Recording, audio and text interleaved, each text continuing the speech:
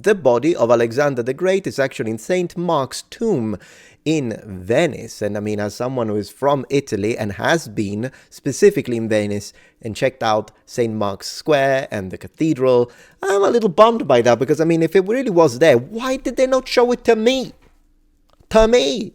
But anyways, let's see if this theory, because a theory is, holds any water. Let's read through these. From the collector, is the body of Alexander the Great actually in St. Mark's tomb? The tomb and body of the great conqueror Alexander the Great of Macedonia have been lost for millennia. Could they be hiding at the heart of St. Mark's in Venice? According to an intriguing theory, the key to one of the greatest archaeological mysteries of all time, the location of Alexander the Great's tomb, could be hiding in Venice. In June of 323 BC, points for using BC, Alexander III of Macedon, better known as Alexander the Great, fell terribly ill. He had conquered much of the ancient Mediterranean world and had had no intention of stopping. Yet, that spring, he had journeyed into the swamps surrounding Babylon, and shortly after was battling a severe fever. Despite the illness, he continued the planning of his next campaign, the conquest of the Arabian Peninsula. However, his condition only worsened. Soon, he was periodically losing the ability to speak and falling in and out of consciousness. After 12 days of fighting, he lost the battle on the 11th of June and never woke again. He was only 32 years old. Yeah, he was very young, wasn't he? As they say, the flame that burns twice as bright burns half as long. That is so true with so many historical characters, by the way. Alexander's top generals had been his closest friends since their childhood together in the Macedonian court. 10 years of constant military campaign had only strengthened that bond. They were grief-sickened over the loss of their king. In a strange twist of fate, Alexander may have still been alive in a coma, even as his friends began to mourn. I have heard of that, yeah. The ancient historians reported that his body remained perfect and unspoiled for over a week in the hot Babylonian summer. The most likely explanation is that he was suffering from a form of malaria that frequently ends in a coma.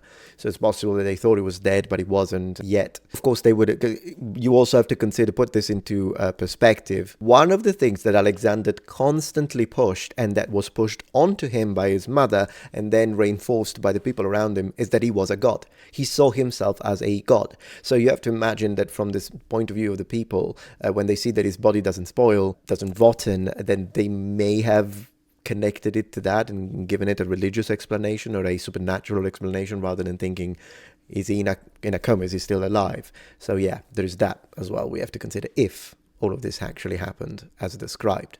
Regardless, Alexander's fate was sealed, and eventually he did die. His friends commissioned a gold sarcophagus and gold casket to hold Alexander's body, as well as a massive ornate funerary cart to carry the casket back to Macedonia for burial. The procession never completed its journey. While still on the road, one of Alexander's successors, Ptolemy, seized the body and interred it in Memphis, Egypt. Later, his son moved Alexander the Great into a lavish tomb in the city of Alexandria. To explain this, we have to imagine the fact that such a powerful and politically influential military leader, also because of his connection through religion, his divinity, all of that had real effects and repercussions into the real world.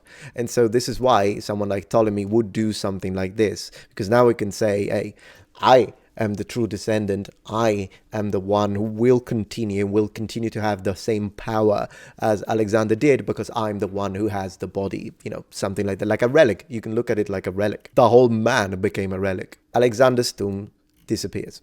Alexander's body remained in his magnificent tomb for centuries, a fact well documented by ancient sources. Cleopatra angered the inhabitants of Alexandria by taking gold from Alexander's tomb to finance her wars with Octavianus Augustus. Records detailed visits to Alexander's tomb by several Roman emperors, including Julius Caesar, Augustus, Caligula, Septimius Severus, and Caracalla. Yet by 400 AD, John Chrysostom visited Alexandria and hoped to see the famous tomb, but its location was lost. The very last reference to Alexander the Great's tomb came only 10 years earlier, circa 390 AD, from Libanius. He commented on Alexandria, where the corpse of Alexander is displayed. It's fascinating stuff. The short span of time in which Alexander's tomb disappeared from the written record was a time of great turmoil in the ancient world. Between 389 and 391 AD, Emperor Theodosius issued the Theodosian decrees. These documents established Christianity as the only legal religion and banned pagan practices. In the following years, he oversaw and authorized the destruction of numerous pagan temples and holy places, which is unfortunate because I hate it when that happens, and I say that as a Christian. The cultural significance and architectural marvel of some of the creations and buildings, including temples and places of worship that belong to religions that predate Christianity, destroying them is ridiculous. It's a ridiculous practice, something that I really, really dislike, whether it comes from this, whether it comes from Islam, as they destroy statues, for instance. I don't think these should be destroyed because they are an inherently testimonial to the past and a connection to something that now should be considered secular, which is the idea of we're studying the past, what they believed and what they thought. If your faith is strong in Jesus or in Allah, whatever your faith is, a statue is not going to change that, is it? So destroying the statues is a political move, not a move of faith in its purest form. Alexander, whose cult had worshipped him as a god since his death, and even before, would have been a prime target for this destruction. It may well be that Alexander's tomb and remains fell victim to these purges. However, the sudden and somewhat unexplained appearance of another famous corpse in the city of Alexander suggests a tantalizing alternative. Yeah, it's also possible that he was moved, because once again he had a cult following, and they knew that that was happening. The body of Saint Mark. In the late 4th century AD, and this is written very well, by the way, ancient sources began to reference the tomb of Saint Mark in Alexandria. The first mention comes from Saint Jerome in 392 AD, just 2 years after the last record of Alexander the Great's tomb. The existence of a body of Saint Mark in itself is itself mysterious.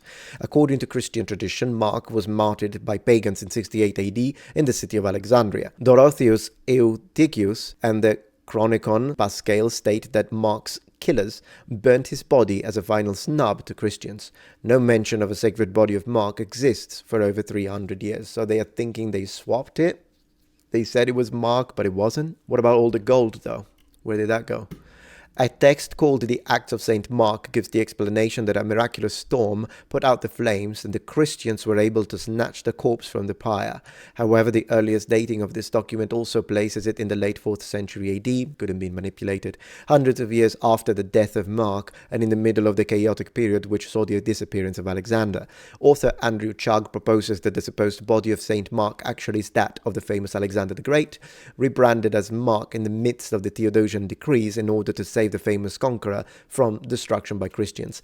I mean, sure, it's an interesting theory, but a theory still remains unless you can prove it somehow. Can you date the corpse? A second corporeal heist. It's a gorgeous mosaic, by the way. Ironically, if this theory is true, the very rebranding brought the corpse into danger once again. By the late 7th century AD, Arab forces had conquered much of North Africa, including Alexandria. Tensions between Muslims and Christians in the region were rising. In 828 AD, 2 Venetian merchant ships captains made a deal with the local Christian authorities to take the supposed body of St. Mark to safety. They removed the corpse from its tomb, laid it in a wagon covered with pork to forestall any close inspection of the contents, and successfully smuggled it aboard the ship bound for Venice. Would that be enough? Because I know that Muslims can't eat pork, but can they touch it? I don't actually know. Couldn't they use someone who isn't Muslim to move it around?